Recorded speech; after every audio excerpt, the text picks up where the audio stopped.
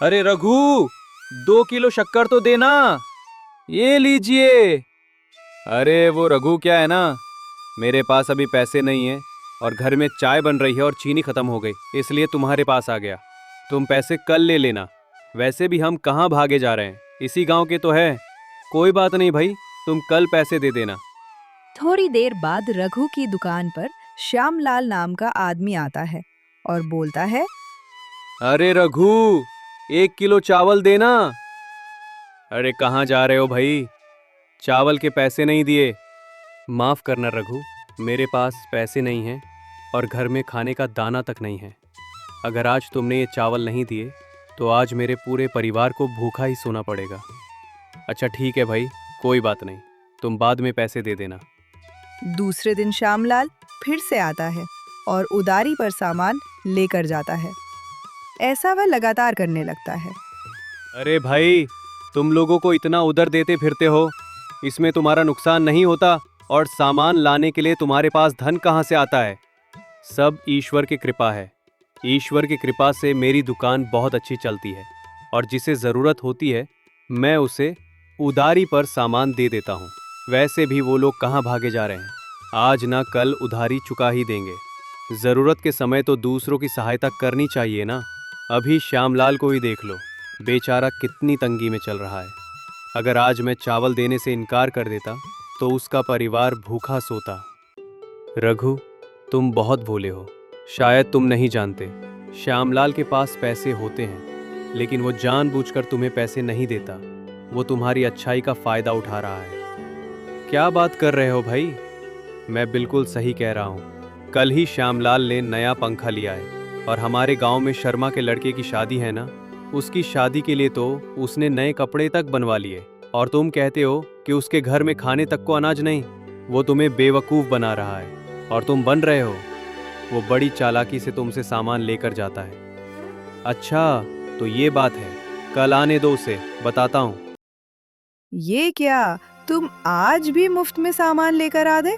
हाँ भाग्यवान, हमारे गांव में रघु नाम का जो बकरा है वो रोज मेरी बात में आ जाता है। मैं उसके सामने थोड़ा सा रो देता हूँ और वो मुझ पर तरस खाकर उधारी पर मुझे सामान दे देता है। लेकिन ऐसा कब तक चलेगा? वो कब तक तुम्हें सामान देगा? कभी ना कभी तो तुम्हें उसके पैसे देने ही होंगे। अरे तुम चिंता मत करो, मैं और उस रघु के पैसे दूंगा। बिल्कुल भी नहीं, वैसे भी उसकी दुकान तो बहुत अच्छी चल रही है। थोड़ा सा सामान मुफ्त में दे देगा तो उसका क्या ही चला जाएगा। अगर उसने पैसे मांगे भी, मैं उसके सामने रोकर दिखावा कर दूंगा। वो बेवकूफ़ तुरंत मान जाएगा और खुद ही कहेगा कि कोई बात नहीं, बाद में दे देना। और वो गांव में सिर्फ मुझे ही थोड़ी उधारी देता है, और भी लोग हैं।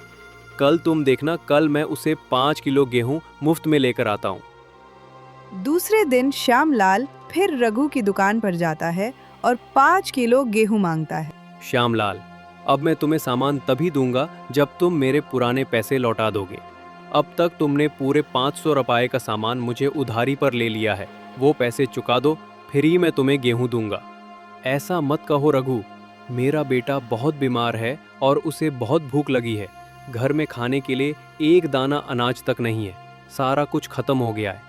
अगर तुम मेरी मदद नहीं करोगे तो मेरा बेटा भूखा मर जाएगा। मैं बहुत उम्मीद से तुम्हारे पास आया हूँ। बस करो श्यामलाल, और कितना झूठ बोलोगे? भगवान ना करे कि तुम्हारा बेटा सच में ही बीमार हो जाए।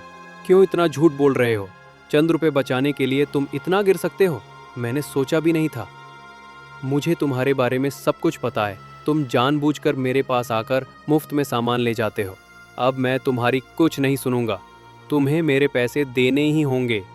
आज तुम्हें कोई सामान नहीं दूंगा। अरे 5 किलो गेहूं तो मांगा है, पूरे गेहूं की बोरी तो नहीं मांगी।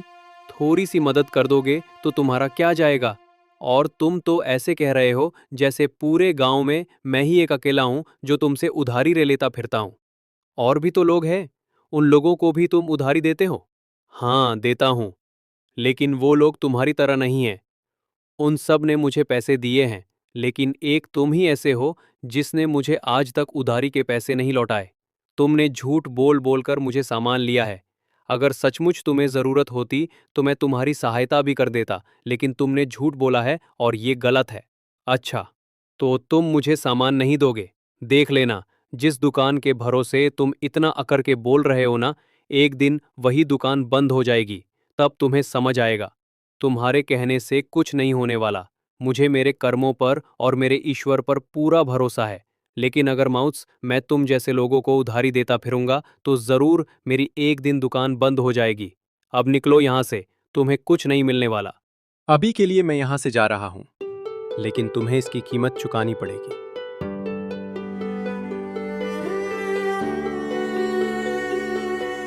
क्या हुआ? आज खाली हाथ आ गए? हाँ कुंती, उसे मेरे बारे में पता चल गया है। आज तो उसने साफ साफ सामान देने से मना कर दिया। आज तो उसके तेवर कुछ अलग ही थे। बड़ा अकड़ के बात कर रहा था। उसे तो सबक सिखाना पड़ेगा। उसकी ये अकड़ उसकी दुकान की वजह से है जो बहुत चल रही है। उससे उसे अच्छा मुनाफा होता है। आज जिस तरह से उसने मुझसे बात की, मुझे उस पर बहुत गुस्सा आ रहा है। अगर उसकी दुकान ना उसे छीन ली तो मेरा भी नाम श्यामलाल नहीं। वैसे तुम करने क्या वाले हो? मैं सिर्फ बोलूंगा, नहीं करके दिखाऊंगा। तुम देख लेना। उसी दिन श्यामलाल रात में चोरी छुपे रग्गू की दुकान पर जाता है और अनाज में मिलावट करके आता है। 2 दिन बाद एक आदमी आता है। ए रघु, बाहर निकल। तूने अनाज में क्या मिलाया था? तेरे दुकान का आटा खाकर मेरे घर के सारे लोग बीमार पड़ गए। भाई साहब, आप ये क्या कह रहे हैं? ऐसा कैसे हो सकता है? भला मैं अनाज में कुछ क्यों मिलाऊंगा? हाँ भाई साहब, आप बिल्कुल सही कह रहे हैं। कल मैं इनके यहाँ से चावल लेकर गई थी। उसे चावल में दूसरे भी नकली मिलावटी चावल थे। श्यामलाल ये बातें सुन बहुत खुश हो जाता है और बीच में आकर बोलता है, छी छे रघु, तुम चंद रुपए के लिए इतना गिर सकते हो? मैं तो कभी सोचा भी नहीं। तुम पैसों के लालच में आकर दूसरों के जीवन से खिलवाड़ कर रहे हो। तुम्हारे इस मिलावटी खाने से किसी की जान भी जा सकती थी। सब लोग तुम पर भरोसा करते हैं और तुमसे सामान खरीदते हैं, और तुमने उनके साथ ऐसा किया? तुम्हें शर्म आनी चाहिए। ये सब झूठ है। आप सब लोग मेरे बातों पर यकीन क्यों नहीं करते? मैंने ऐसा कुछ भी नहीं किया है। मैं इतने सालों से दुकान चल रहा हूं। मैंने बहुत ईमानदारी से यह दुकान चलाई है। मैंने कभी बेईमानी नहीं की। झूठ मत बोल। अब सबको तेरी सच्चाई पता चल गई है। अब तेरा झूठ बोलने का कोई फायदा नहीं। भाई लोग, देख क्या रहे हो? इसने हमारे बच्चों की जान से खिलवाड़ किया है। इसको सबक मिलना ही चाहिए। मारो इसे। नहीं नहीं, रुक जाओ सब। इस बात का फैसला पंचायत में होगा। सरपंच जी, मेरी बात का यकीन कीजिए, मैंने कुछ भी नहीं किया है। सरपंच जी, ये झूठ बोल रहा है। इसने लालच में आकर ये सब कुछ किया है। वही मैं सोचूं कि लोगों को उधारी देता क्यों करता है। इसके पास इतने पैसे कहाँ से आता है? तो इसकी दुकान हमेशा भरी रहती है। पता नहीं कब से ये लोगों को ऐसे ही ठगता आ रहा है। ये लोगों की जिंदगी से खिलवाड़ है। इससे सजा जरूर मिलनी चाहिए। सरपंच जी, मेरी बात सुनिए। कोई बेईमानी नहीं की और ना ही मैं ऐसा करने की कभी सोच सकता हूँ। रही उधारी देने की बात, वो तो मैं लोगों की मदद करता था। किसी के पास पैसे रहते थे तो किसी के पास नहीं रहते थे, इसलिए मैं उनकी मदद कर देता था। ये गलत है सरपंच जी। मेरे साथ ये अन्याय है। आज तक कभी किसी की मेरे पास शिकायत नहीं आई। मेरा सामान हमेशा अच्छे दर्जे का होता है। फिर आज ही क्यों? इसमें मेरा कोई हाथ नहीं है। मैंने कुछ नहीं किया। सरपंच जी ये झूठ बोल रहा है। मैंने इसे अपनी आंखों से देखा है, अनाज में मिलावट करते हुए। इस बात का मैं गवाह हूं। आज से ही नहीं, ये कई दिनों से मिलावट करता आ रहा है। लेकिन शायद तब कम मिलावट करता था, इसलिए पकड़ा नहीं गया। लेकिन अब ये लालच में जाकर ज्यादा मिलावट कर रहा है, इसलिए लोगों की तबीयत खराब होने लगी। श्यामलाल, मैंने तुम्हें उधारी देने से मना किया, इसलिए तो झूठ बोल रहा है ना? कहीं ये सब तूने तो नहीं किया? राम राम राम सरपंच जी, देखिए तो जरा। उल्टा चोर कोतवाल को डांटे। दुकान तेरी है, मेरी नहीं। मिलावट तू करता है और तेरी हिम्मत, तू मुझ पर इल्जाम लगाता है। सरपंच जी, इसकी बातों पर बिल्कुल यकीन मत कीजिए। ये पूरी तरह से फंस चुका है, इसलिए अब झूठ पर झूठ बोले जा रहा है। क्यों गांव वालों, मैं सच कह रहा हूं ना? इसे सजा मिलनी चाहिए या नहीं? मैं तो कहता हूं इस गांव में रहने का कोई अधिकार नहीं।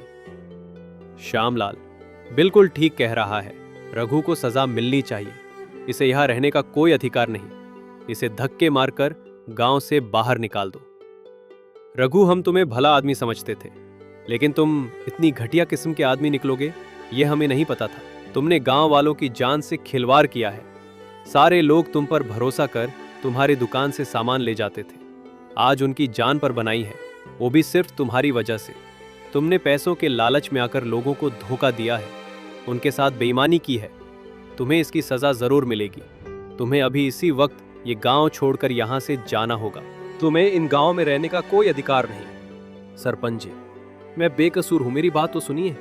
ऐसा मत कीजिए। मैं कहाँ जाऊँगा? वो दुकान ही तो मेरी कमाई का जरिया है। मैं क्या काम करूँगा? कहाँ रहूँगा? मेरे बारे में कुछ सोचिए सरपंच जी। वो तो तुम्हें बेईमानी और धोखाधड़ी करने से पहले सोचना था। अब हमने फैसला सुना दिया है और सारे गांव वालों को भी यह फैसला मंजूर है। तुम्हें यहाँ से जाना ही हो। रघु निराश हो जाता है और अपनी पत्नी को लेकर गांव छोड़कर चला जाता है। अब हम कहाँ जाएंगे? कहाँ रहेंगे? ये सब क्या हो गया? मैंने तो कभी सोचा भी नहीं था कि ऐसा भी कुछ होगा। आपने कितनी ईमानदारी से कितने सालों से ये दुकान चलाई है, लेकिन आज तक ऐसा नहीं हुआ। ये सब हुआ तो हुआ कैसे? और ये सब इल्जाम आप पर कैसे लग गया? मैं नहीं जानता शोभा, लेकिन ये जरूर किसी की चाल है। मुझे तो राकेश पर ही शक है। उस दिन मैं श्यामलाल को उधारी देने से मना किया था। जरूर उसने ही ये सब किया है। मैंने तो आपसे पहले ही कहा था कि लोगों को उधारी देना अच्छी बात नहीं है। आपने ही उसे सिर पर चढ़ा रखा था। अब देख लिया आपने। इतने दिनों तक उसकी मदद के बदले में उसने आपको क्या दिया? अब जो हुआ सो हुआ शोभा। हमें अपने रहने का इंतजाम करना होगा। शोभा और रघु दूसरे गांव में जाकर रहने लगते हैं। कुछ दिन ऐसे ही बीत जाते हैं। हमने रहने का इंतजाम तो कर लिया, लेकिन अब हमें पैसों का इंतजाम भी करना पड़ेगा। कुछ ना कुछ काम तो देखना ही पड़ेगा। सुनिए जी, मैं क्या कहती हूँ। मैं समोसे बहुत अच्छे बना लेती हूँ। मैं समोसे बनाकर आपको दे दिया करूँगी और आप बाजार जाकर उन्हें बेच दिया करना। उससे हमें कुछ पैसे मिल जाएंगे। हाँ शोभा, तुम बिल्कुल सही कह रही हो। हम यही करते हैं। शोभा रघु को समोसे बनाकर देती है और समोसे लेकर रघु बाजार में बेचने के लिए बैठ जाता है। समोसे ले लो, गर्मा गर्म समोसे, स्वादिष्ट समोसे। एक बार खाओगे तो बार बार आओगे। समोसे ले लो। अरे भाई, समोसे तो देना। ये लीजिए भाई साहब, खाकर देखिए, बहुत स्वादिष्ट है। आपको मज़ा आ जाएगा। अरे वाह, तुम्हारे समोसे तो वाकई में बहुत स्वादिष्ट है। खाकर मज़ा आ गया, बहुत अच्छे। ये लो तुम्हारे पैसे।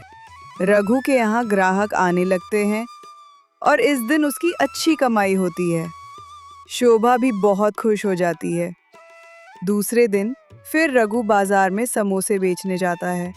तभी वहां पर श्यामलाल आ जाता है। रघु के पास लोगों की भीड़ देखकर उसे बहुत गुस्सा आता है और बोलता है,